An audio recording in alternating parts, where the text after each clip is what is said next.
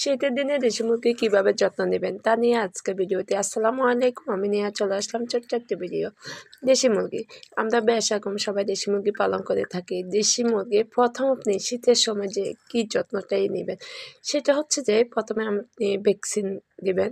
যেহেতু শীতে আমরা সাধারণত জেনে থাকি যে রানীক্ষেত আক্রান্ত করে, আর রানীক্ষেতে একবার যদি আপনার মুরগিকে আক্রমণ করে দ্বিতীয়বার আপনি কোনো রকম চেষ্টা করিয়ে বাঁচাতে পারবেন। অনেক সময় কি রানীক্ষেত আক্রমণ করার পরে আমরা ডাক্তারের কাছে যাই, ডাক্তার থেকে ওষুধ আনি, হাই অ্যান্টিবায়োটিক বা অ্যান্টিবায়োটিক যাই দেখ, অনেক মেডিসিন ডাক্তার দিয়ে থাকে, কিন্তু আসলে না, ওই সময় আর দেশি মুরগি বাঁচানো সম্ভব না।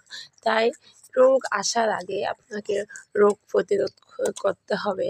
এটা আপনাকে বুঝতে হবে যে না, আমার দেশি মুরগিগুলো যেহেতু আমি বাঁচাতেই হবে, তাহলে আমাকে প্রথমে ভ্যাকসিন মারতে হবে।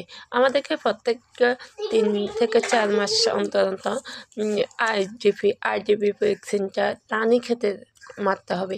দ্বিতীয়ত এরপরে কি দেশি মুরগি আসলে কি অসুখ হবে না? হ্যাঁ, অবশ্যই ঠান্ডা জ্বর হতে পারে, ওগুলো আপনার এত বড় রোগ না রানীক্ষেতের মতো।